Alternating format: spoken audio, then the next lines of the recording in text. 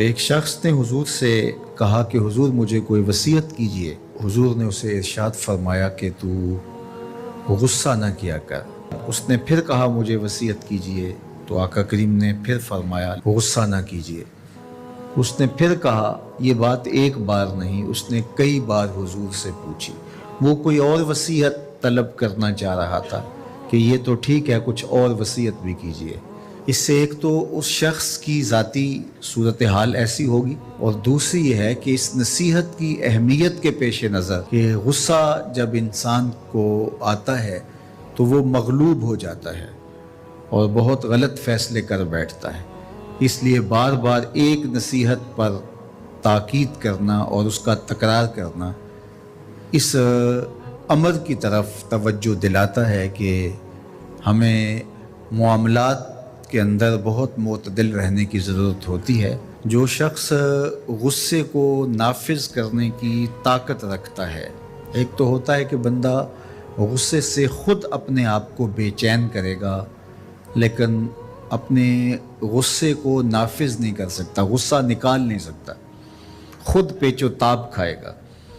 لیکن یہ وہ شخص ہے جو غصے کو نافذ کر سکتا تھا، اس کے پاس طاقت تھی، لیکن اس نے اس کے باوجود غصے کو ضبط کیا۔ حضور علیہ السلام نے ارشاد فرمایا، قیامت کے دن اللہ تعالیٰ لوگوں کے سامنے اسے بلائے گا، تو اللہ تعالیٰ اسے اختیار دے گا کہ جنت کی حوروں میں سے جس کے ساتھ تم نکاح کرنا چاہتے ہو، جس کے ساتھ تم رہنا چاہتے ہو، تمہیں اس کا اختیار دیا گیا ہے، اس لیے کہ تم نے اپنے غصے کو ضبط کیا، اس کو نافذ کرنے کی طاقت کے باوجود۔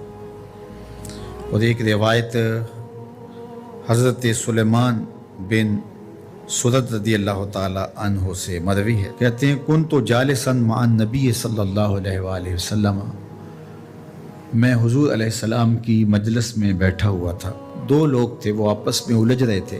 ان میں سے ایک شخص کا چہرہ غصے سے سرخ ہو گیا، رگیں پھولی ہوئی تھیں، اور ایک دوسرے کے لیے سب و شتم کا ماحول پیدا ہو گیا تھا۔ اللہ کے رسول صلی اللہ علیہ وآلہ وسلم نے ارشاد فرمایا، میں ایسا کلمہ جانتا ہوں کہ اگر یہ کلمہ پڑھ لیں تو ان کا یہ غصہ زائل ہو جائے گا، ان کی جو کیفیت ختم ہو جائے گی۔ اور وہ کیا ہے؟ اعوذ باللہ من الشیطان الرجیم۔ یہ پڑھ لیں تو جو ان کے اندر ہے وہ چلا جائے گا۔ تو لوگوں نے اس شخص کو کہا جس کی رگیں پھولی ہوئی تھی اور غصے سے اس کا چہرہ سرخ ہوا جا رہا تھا کہ تعوذ پڑھو، اعوذ باللہ من الشیطان الرجیم پڑھو۔ اور یہ اللہ تعالیٰ نے قرآن مجید میں ارشاد فرمایا ہے کہ جب غصے سے انسان بے قابو ہو جائے تو اس کو چاہیے کہ وہ اپنے غصے سے باہر نکلنے کے لیے تعوذ پڑھے۔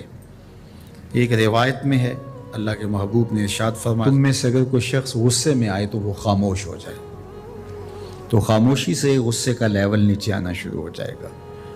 اور ایک روایت میں ارشاد فرمایا، جب تم میں سے کوئی شخص غصے میں ہو تو وہ کھڑا ہوا ہو تو وہ بیٹھ جائے، اور اگر اس کا غصہ اس سے زائل ہو گیا تو ٹھیک، ورنہ لیٹ جائے۔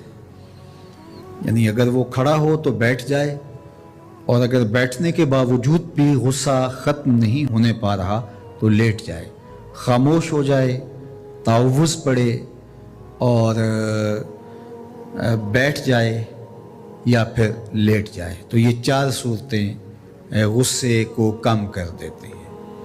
تو غصے کو نافذ کرنے کی بجائے کوشش کرنی چاہیے کہ غصہ جو ہے وہ فروغ ہو جائے، چونکہ غصے میں انسان ایسے امور کر لیتا ہے کہ بعد میں اس کو سخت پچھتاوا ہوتا ہے۔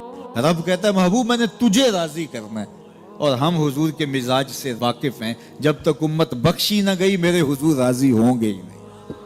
اللہ اکبر، کیا منظر ہوگا! اللہ تعالیٰ محبوب کو راضی کرنا چاہے گا، اور پھر محبوب اتنے لوگوں کی شفاعت کریں گے کہ اللہ تعالیٰ کہے گا اردیت یا محمد صلی اللہ علیہ وسلم، محبوب کیا آپ راضی ہو گئے ہیں؟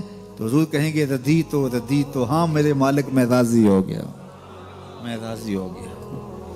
حضرت ابراہیم علیہ السلام کا قول پڑھ رہے تھے قرآن مجید میں، اللہ کے محبوب تلاوت کرتے کرتے، کیا فمن تابعنی فإنہ منی ومن عصانی فَإِنَّكَ غَفُورٌ رَحِيمٌ.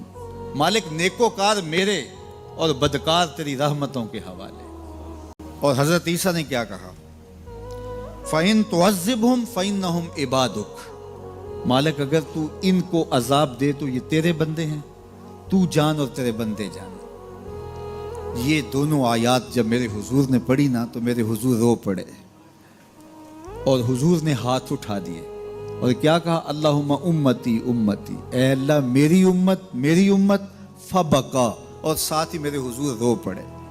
چشمان اقدس سے آنسوؤں کی لڑی اللہ اکبر برابر حضور کے رخساروں کو چھوتی ہوئی. حضور کی گود میں جو ہے وہ آنسو کے رہے ہیں، حضور روئے جا رہے ہیں. اللہم امتی امتی فبکا، اے اللہ میری امت اور ساتھ حضور رو پڑے.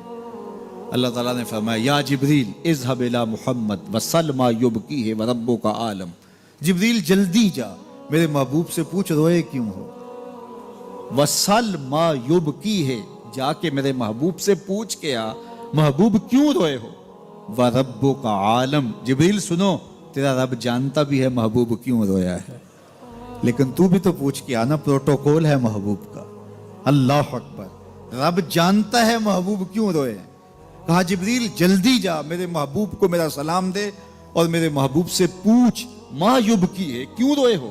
وَرَبُّكَ عَالَمٌ، اے جبریل تیرا رب جانتا ہے میرا محبوب کیوں رویا ہے، لیکن جا تو پوچھ کے آ.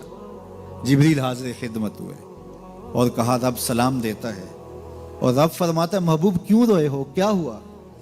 تو محبوب نے کہا میں خود نہیں روتا، امت کا غم رلاتا ہے. میں خود نہیں روتا، امت کا غم رلاتا ہے. حضرت ابراہیم نے تو کہا چنگے چنگے میرے مندے تیری رحمت کے حوالے. حضرت عیسیٰ علیہ السلام نے کہا مالک تو نے عذاب دینا چاہتا ہے تو جان تیرے بندے جانے.